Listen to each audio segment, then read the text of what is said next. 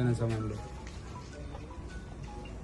మెట్పల్లి మండలంలో ఆత్మకూరు గ్రామంలో ఆత్మకూరు జీపీఓ గారు రాజేష్ అతను ఒక గ్రామంలో ఉన్న ఒక రైతు సంబంధించిన పట్టాదార్ పాస్బుక్లో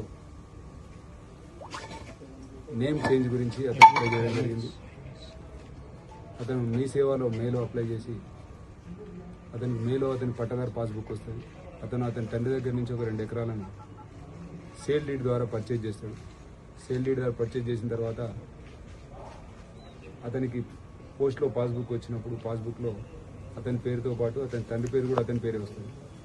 సో తండ్రి పేరు లేకుండా వచ్చినందుకు పేరు మార్పిడి గురించి అతని పేరు మరి అతని తర్వాత తన పేరు మార్పిడి గురించి అతను మీ సేవలో అప్లై చేసి తహసీల్దార్ ఆఫీస్ మెట్పల్లికి వచ్చి అప్లై చేసినప్పుడు అది జీపీఓ దగ్గరికి వెళ్ళమని సూచించగా అతను ఆత్మకూరు జీపీఓ దగ్గరికి వెళ్తాడు.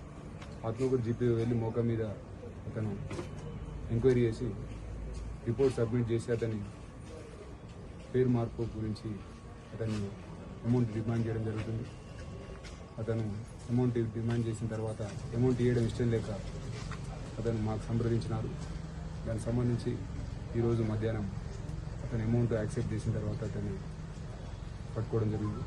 ఫర్దర్గా తహసీల్దార్ గారు ఆఫీస్కి వచ్చి ఆ సంబంధించిన ఫైల్ను కూడా సీజ్ చేయడం జరిగింది. కన్సర్న్డ్ ఆఫీసర్ మరియు మిగతా తహసీల్దార్ గారు కూడా స్టేట్మెంట్ రికార్డింగ్ చేశారు. టోటల్ అమౌంట్ అతను డిమాండ్ చేసిన అమౌంట్ తీసుకున్న అమౌంట్ 5,000 రూపీస్. దాన్ని పంచుల సమక్షంలో సీజ్ చేయడం జరిగింది. బాధితులు పేరు చెప్పడం కుదరదు. Thank you.